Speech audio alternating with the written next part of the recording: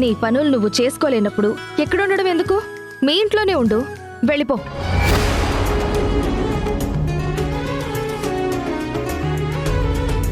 ఇప్పుడే ఈ క్షణమే నీ బట్టలన్నీ సర్దుకుని మీ ఇంటికి వెళ్ళిపో. అమ్మా అను, ఇంకెందుకమ్మా ఆలస్యం? సంధ్య వెళ్ళిపోమంటుంది. నువ్వు సంతోషంగా వెళ్ళిపో. నేను నిన్ను తీసుకువెళ్ళి మీ ఇంటి దగ్గర వదిలిపెట్టొస్తాను. పదమ్మా. నానమ్మా, నువ్వు కాస్త ఆగు. సారీ అమ్మా, తప్పైపోయింది. నేను ఇక్కడే ఉంటాను. ఇప్పుడు వెళ్ళిపోతే నేను ఓడిపోతాను. కావాలంటే నేను చేసిన పనికి నాకు పనిష్మెంట్ ఇవ్వు. సంధ్య తప్పైందని అంటుంది కదా, ఇక వదిలే. ఏంటండి వదిలేసేది? ఈ వయసులో పనివాళ్లతో షూలేసులు కట్టించుకోవడం, తన తోటి అమ్మాయితో బట్టలు ఉతికించుకోవడం ఎంత పెద్ద తప్పు? తన పని తను చేసుకోవాలి. ఒకరితో నీ పనులు చేయించమని నేనైతే చెప్పలేదు కదా. అడుగుతుంది నిన్నే. నోరు విప్పి మాట్లాడు. తప్పైపోయింది. ఇంకోసారి ఇది రిపీట్ చెయ్యను. నువ్వు చేసిన తప్పుకి ఇంట్లో నుంచి వెళ్ళిపో.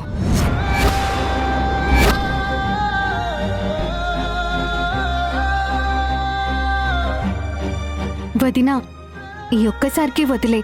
వాళ్ళు భయపడుతున్నారు. నేనేం భయపడటం లేదు. తప్పు చేశానని ఒప్పుకుంటున్నాను కదా. మీరేం చేయమన్నా నేను చేయడానికి సిద్ధంగా ఉన్నాను. మీరు ఏ పనిష్మెంట్ ఇచ్చినా నాకు ఓకే. అమ్మాను, నువ్వు తొందరపడి ఒప్పుకోకమ్మా. ఏం చెప్పినా చేయడం అంటే ఏ గోడ కుర్చీయో, ఎండలో నుంచోడమో, లేదా గుంజేళ్లు తీయడమో ఉంటాయి.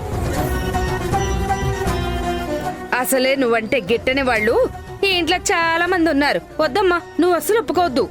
నానమ్మా, తప్పైందని చెప్పాను కదా. నువ్వేం మాట్లాడకు.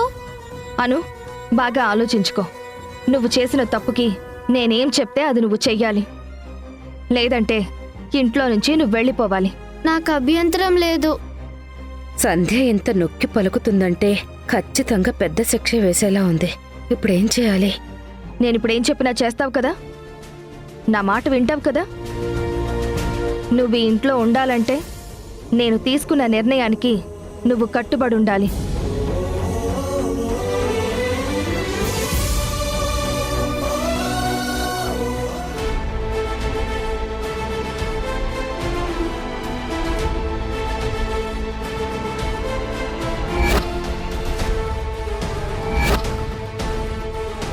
కన్న తండ్రిని నేను ఫోన్ చేస్తే మాట్లాడకుండా ఎందుకుంటాడు?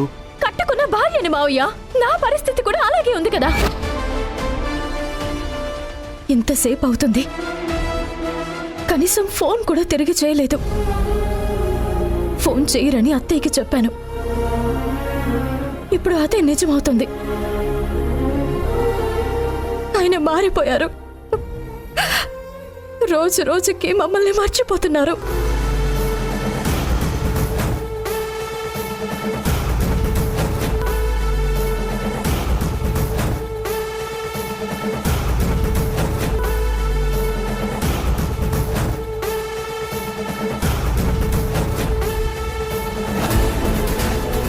విద్య, నేను ఆఫీస్లో చాలా బిజీగా ఉన్నాను. నేను తర్వాత చేస్తాను. మొదటిసారి ఇంటికి రావాలంటే భయం వేస్తుంది. వింధ్యతో అలా చెప్పడం వల్ల వింధ్య ఎంత హర్ట్ అయి ఉంటుందో నాకు తెలుసు. అన్నిసార్లు ఫోన్ చేసింది. ఏదో ముఖ్యమైన పని అయి ఉంటుంది. కానీ తిరిగి రిప్లై ఇవ్వడానికి కూడా నాకు ధైర్యం లేదు. ఈ మౌనిక వల్ల నా లైఫ్ కిల్ అయిపోతుంది. ఇప్పుడు వింధ్యని ఎలా ఫేస్ చేయాలో అర్థం కావట్లేదు.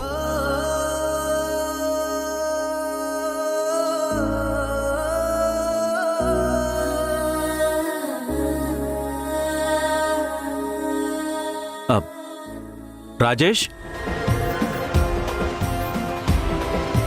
ఎక్కడికి వెళ్ళావురా? మీ ఇద్దరి మధ్య అసలు ఏం జరుగుతుంది?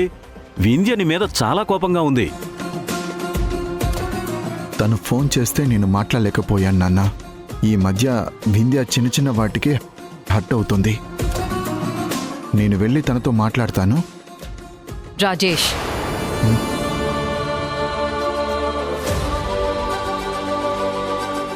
ఏం జరుగుతుంది రాజేష్? ఏం జరగటం ఏంటమ్మా? వింధ్య నీకు చాలాసార్లు ఫోన్ చేస్తే బిజీగా ఉన్నానని చెప్పి కట్ చేశావు. అసలు నీకు తను ఎప్పుడు ఫోన్ చేసింది, నువ్వు ఎప్పుడు ఇంటికి వస్తున్నావు? కనీసం తను ఎందుకు ఫోన్ చేసిందో తెలుసుకోవడానికైనా ఒక్కసారి తిరిగి ఫోన్ చేయాలనిపించలేదా నీకు? అమ్మా, అది ఆఫీసులో కుదరలేదమ్మా. ఏంటి కుదరలేదు రాజేష్? భార్యతో మాట్లాడడం కుదరలేదా? నీకు కుటుంబం ఉన్న సంగతి మర్చిపోయి ఆఫీసే నీ ప్రపంచం అయిపోయిందనుకున్నావా? అసలు ఆ మాధవీలత ఎవర్రా?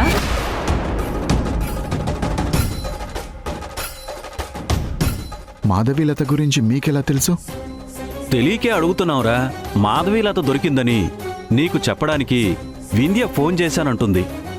ఆవిడ ఎవరు అని అడిగితే చెప్పలేదు. అది చాలదన్నట్టు మీ ఇద్దరి మధ్య ఎందుకురా మళ్ళీ కొత్త సమస్యలు తెచ్చుకుంటున్నారు? వాణి, వీళ్ళ ప్రాబ్లం ఏంటో ఇద్దరిని కూర్చోబెట్టి మాట్లాడాలి. వింధ్యను కూడా పిలువు. వద్దండి, ఇప్పుడు వీడి సమస్య ఏంటో తెలిస్తే తన సమస్య తెలుస్తుంది. రాజేష్, ఏ ఆడపిల్లైనా భర్త తనతో పాటే ఉండాలని కోరుకుంటుంది, తనతో మాట్లాడాలని కోరుకుంటుంది.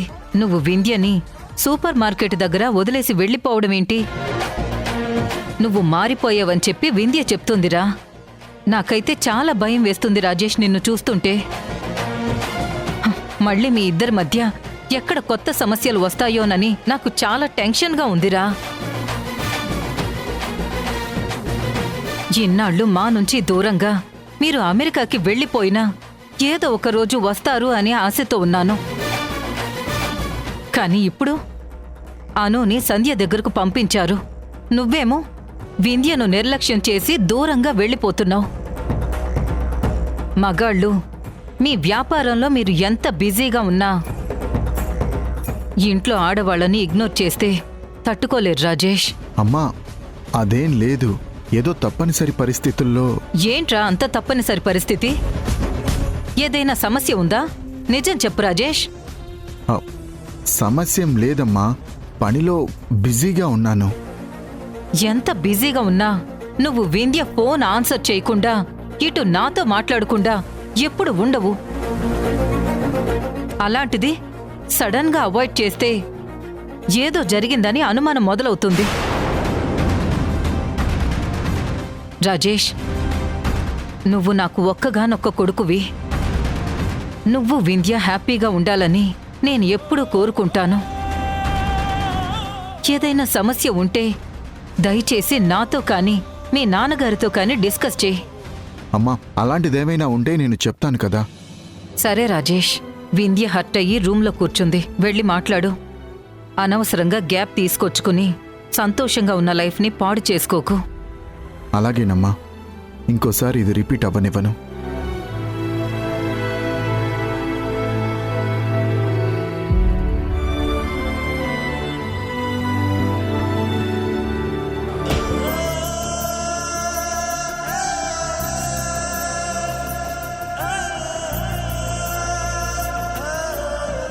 వింధ్య,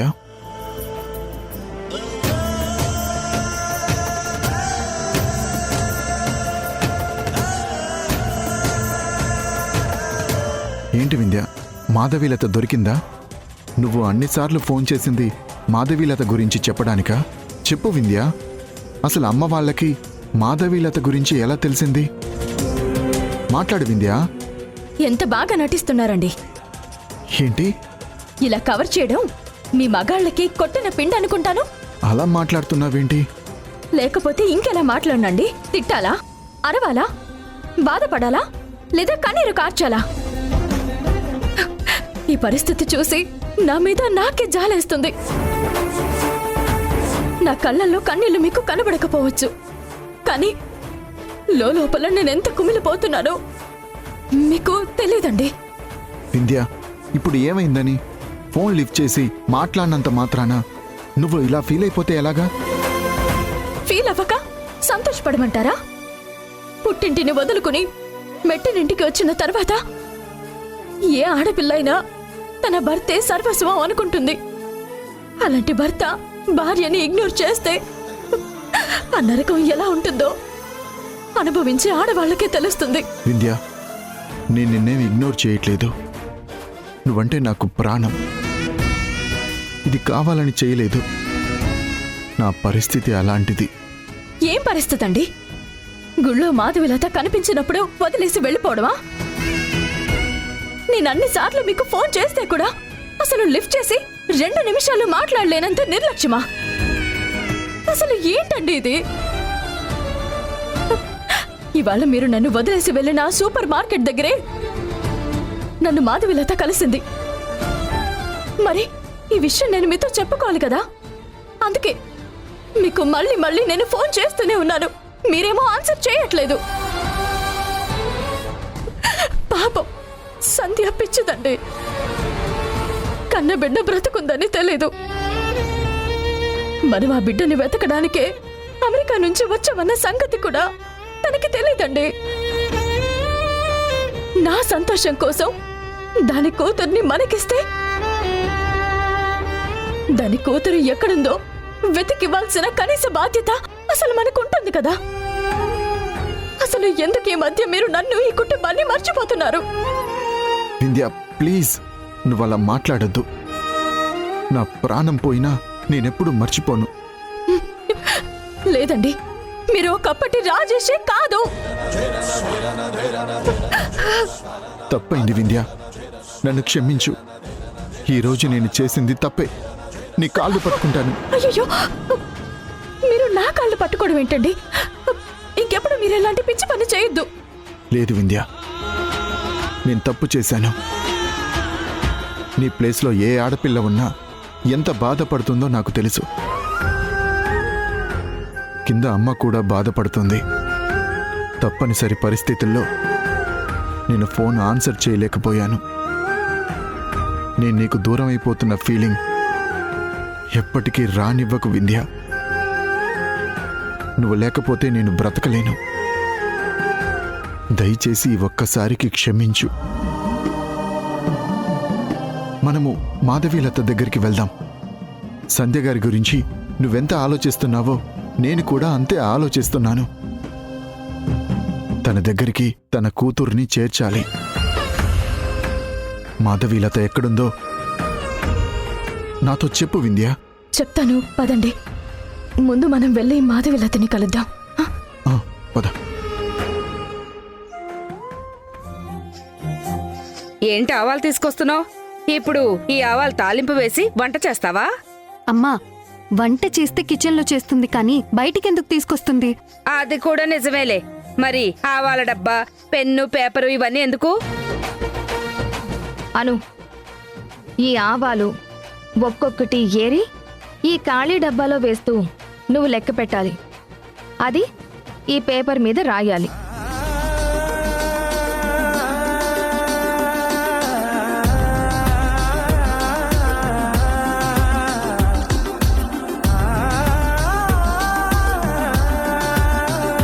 ఏంటి, ఆవాలు కౌంట్ చేసి రాయాలా? లేదంటే మీ ఇంటికి వెళ్ళిపో. అమ్మా, నాది తప్పుంది కదా, ఇదంతా నేను చేస్తాను. అమ్మో, ఈ భూమి ప్రతిసారి నా కాంపిటీషన్ వస్తుంది. ఇప్పటికే నేను దొరికిపోయాను. ఇది కూడా భూమి చేస్తే పూర్తిగా ఓడిపోతాను. లేదు లేదు, నేనే లెక్క పెడతాను. అమ్మా, నువ్వు తొందరపడి ఒప్పుకుంటున్నావు. ఇవన్నీ లెక్క పెట్టాలంటే తెల్లవార్లు కూర్చోవాలమ్మా. నా మాట విను. చూడ్డానికి తేలిగ్గానే ఉంటుంది, కానీ ఒక్కో ఆవగింజ లెక్క వేసి రాయాలంటే అది అయ్యే పని కాదమ్మా. నానమ్మా, నువ్వు కాస్త ఆగుతావా? నేను చేస్తానని చెప్పాను కదా. సంధ్య, అను పాపకి ఆవగింజలిచ్చి లెక్క పెట్టమంటున్నావు. మరి భూమినేం చేయమంటావు? జరిగిన దాంట్లో అనుది ఎంత తప్పుందో భూమిది కూడా అంతే తప్పుంది.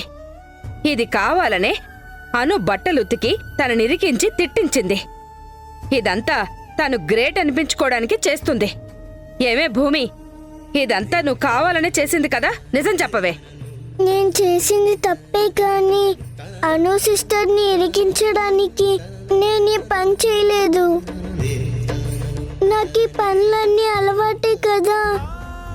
నేను చేసిన తప్పుకి నన్ను క్షమించమ్మా. నువ్వేం చెప్పినా నేను చేస్తాను.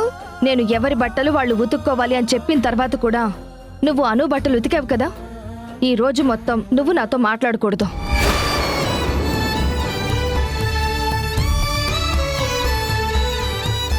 లోపలికి వెళ్ళి గదిలో కూర్చుని హోంవర్క్ చేసుకో. లేదమ్మా, నీతో నేను మాట్లాడుకుంటూ ఉండలేను. నువ్వు మాట్లాడినా నేను మాట్లాడను. నా మీద గౌరవం ఉంటే లోపలికి వెళ్ళు. ఆగవే. ఏంటేంటి అను ఏమో తెల్లవార్లు కూర్చుని ఈ ఆవగింజలన్నీ లెక్క పెట్టాలా? ఇదేమో హాయిగా రూమ్ లో ఫ్యాన్ కింద కూర్చుని హోంవర్క్ చేసుకోవాలా? ఒకరికేమో శిక్ష, మరొకరికేమో రక్ష. నేను అను వచ్చిన దగ్గర నుంచి చూస్తున్నాను. నీకు అను పైనేమో కక్ష ఉంది, దాని మీదేమో ప్రేమ ఉంది. అను నీ స్నేహితురాలి కూతురే కదా. పసిపాపగా ఉన్నప్పుడు పాలిచ్చావు కదా. నీకా మాత్రం మమకారం లేదా?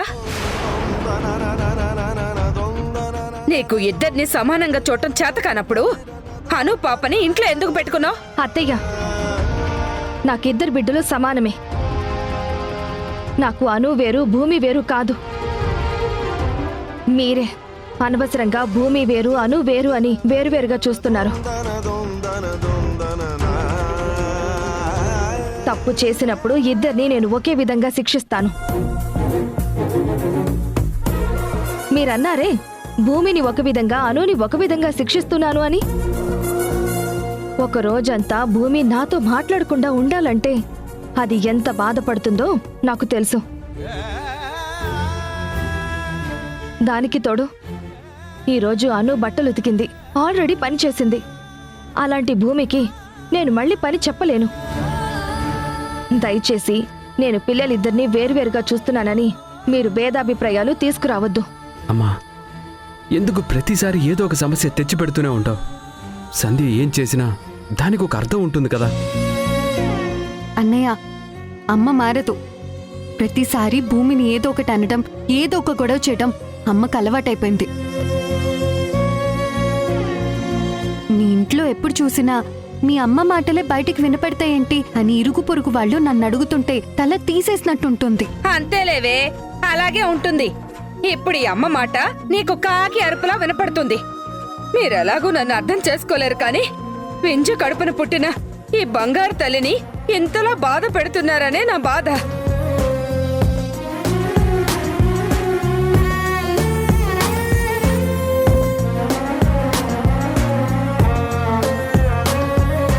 అను, చూస్తున్నావేంటి? మొత్తం కౌంట్ చేయి. శ్రీజ, భూమిని లోపలికి వెళ్ళమని చెప్పు. ఈ రోజు మొత్తం నాతో మాట్లాడొద్దని చెప్పు. భూమి, పదమ్మా.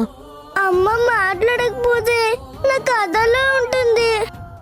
ఒక రోజంతా అమ్మ నాతో మాట్లాడదా? వదిన జగముంటి ఒక్కసారి చెప్పిందంటే ఖచ్చితంగా అలాగే స్ట్రిక్ట్ గా ఉంటుంది. నువ్వు రా అమ్మా, పద.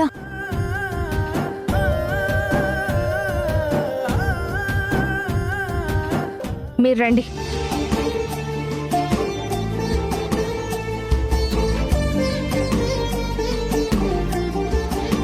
ఇప్పుడు నేను ఒక్కొక్క గింజ లెక్క పెట్టాలా?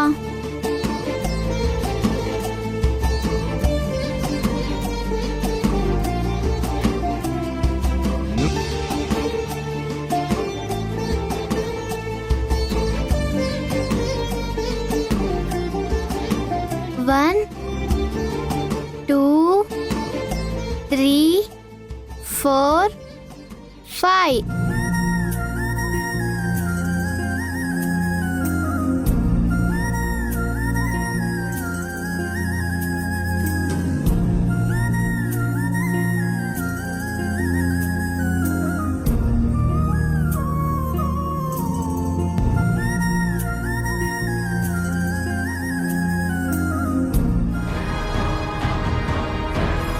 ఇదేనండి ఇల్లు.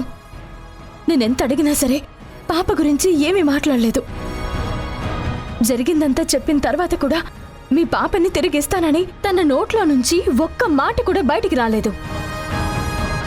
మీరు వస్తే అన్ని విషయాలు మాట్లాడొచ్చని నేను ఇంకేం మాట్లాడలేదు. మనం ఆలస్యం చేయకుండా సంధ్య పాపని తీసుకువెళ్ళి సంధ్యకి అప్పగించాలి.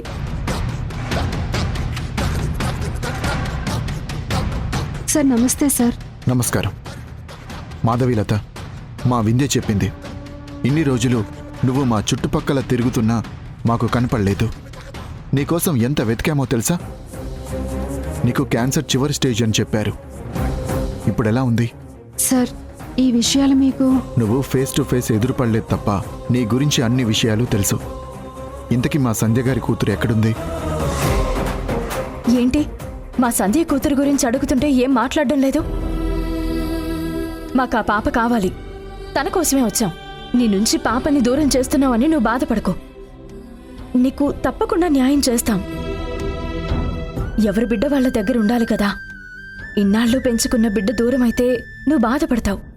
కానీ కన్న కూతురు బ్రతికి ఉందని తెలియని సంధ్య ఇంకెంత బాధపడుతుంది ఆలోచించు.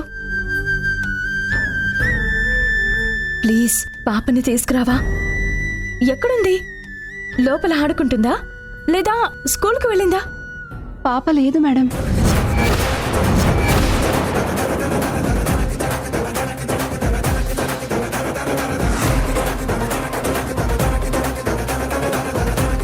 పాప లేకపోవడం ఏంటి?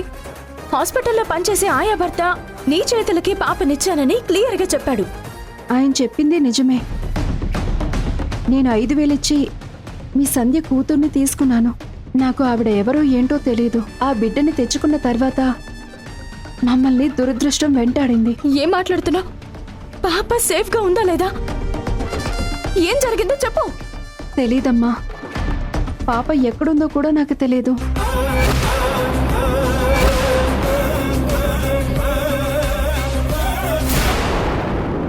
మనం ఉండగా సంధ్య గారికి ఎలాంటి అన్యాయం జరగదు. ఆల్రెడీ అన్యాయం జరిగిపోతుంది కదండి. సంధ్యకి తెలియకుండా తన కూతుర్ని వెతుకుదామంటే ఆ కూతురేమో అందనంత దూరంలో ఉండిపోయింది. అసలు ఆ పాప క్షేమంగా ఉందా? అసలు ఉంటే ఎక్కడుంది? ఎలా ఉంది? ఇవన్నీ తలుచుకుంటేనే నాకు పిచ్చెక్కుతుందండి. సంధ్యకి అమ్మ అని పిలిపించుకునే భాగ్యం లేదనుకుంటా.